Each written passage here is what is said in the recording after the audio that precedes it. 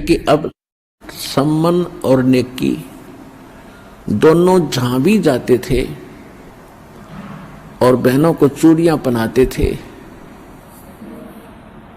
तो ये जिक्र किया करते थे, ऐसे ऐसे कथा सारी सुनाया करते थे।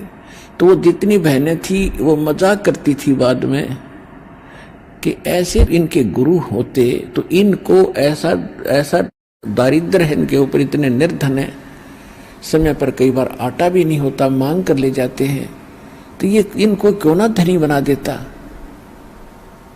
तो उनको भी एक आदमी ने टोक दिया था ऐसे ही कह करके कि यदि ऐसे तुम्हारे गुरु हैं तो तुम्हें धन क्यों नहीं देते। लेकिन वो दृढ़ भगत थे, संसार की बातों पर विश्वास नहीं करते थे। हम मार खाते यहाँ, जैसे एक भक्त मुझे कई कहते हैं कि जी मेरी पत्नी बीमार है, मुझे रोग था वो तो ठीक हो गया, अब मेरी पत्नी नहीं स्वस्थ हो रही है, मैं किसी को समझाता हूँ तो कहते हैं तो अपनी पत्नी को तो ठीक करा ले फिर बात बताना। तो बच्चों यहाँ भ्रमित ना होना, आप अपनी क्रिया विश्वास के साथ करते रहना, समाज की तरफ देखकर आप भगवान से दूर ना होना, फिर मालिक साथ नहीं देगा। अगर आपके मन में यह बात आ गई कि लोग क्या कहेंगे, मेरी पत्नी को तो लाभ हुआ ही नहीं है, तो आप भी छोड़ दोगे भक्ति और उसको तो फिर होना ही नहीं था।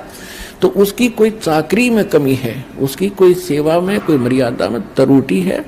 इस कर से जब आपको लाभ हो गया और पत्नी को हो नहीं रहा, क्या भगवान दो हैं, मालिक तो वही है। अब जैसे एक मेन पावर आई है लाइट की, बिजली की, और उसको दो घरों में कनेक्शन है, एक के सब पंखे चल रहे हैं, दूसरे का नहीं चल रहे, कनेक्शन उसी से है।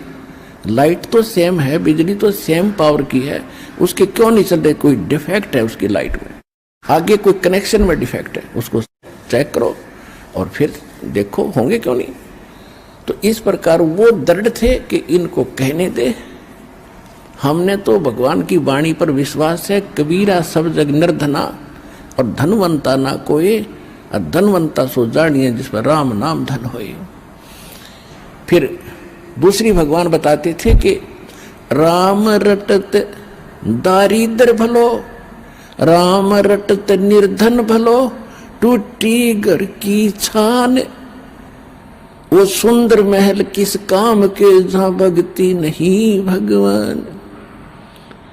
और फिर क्या बताते हैं, राम नाम रटते रहो,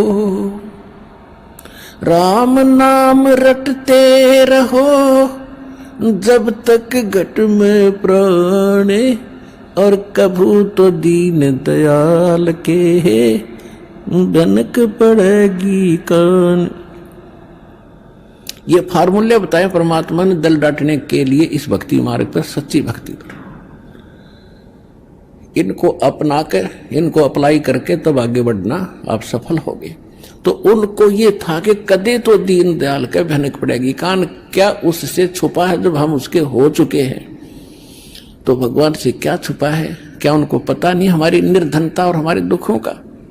लेकिन हमें जो धन मिल गया है वो किसी के पास नहीं है, उनको इतना विश्वास था।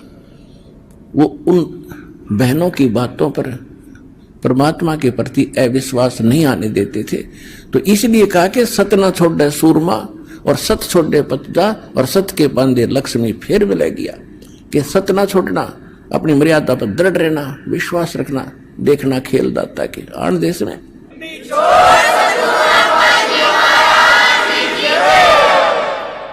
तो क्या हुआ, वो कथाएं सुनाते थे। वो लड़का जो सेऊ था वो भी अपने साथी बच्चों में खेलता था, वहां भी भगवान की कथाएं सुनाता था कि हमारे गुरुजी ऐसे हैं, हमारे गुरुजी ऐसे हैं। राजा सिकंदर लोधी को ऐसे गड़बड़ थी वो ठीक कर दिया, रामानंद को सिकंदर लोधी ने मार दिया था वो जीवित कर दिया, और बड़े शक्तिवान हैं। तो बच्चे कहते थे तुम्हारे गुरुजी तो राजाओं के पास ही जाते हैं, तुम्हारे घर आए कभी। अब वो बच्चा निरुत्तर हो जाता था, और बच्चों की एक दूसरे का व्यंग सहा नहीं जाता उनसे कि तुम्हारे गुरुजी तो धनवानों के यहाँ जाते हैं, वीर सिंह बघेला राजा उनका शिष्य है, और ऐसे वो तो सेठों के पास जाते हैं, धर्मदास सेठ है उसके वहां जाते हैं। वो लड़का एक दिन अपने माता पिता से चर्चा कर रहा था, जब वो काम से वापस आ लिए, शाम को थोड़ा सा आफ्टरनून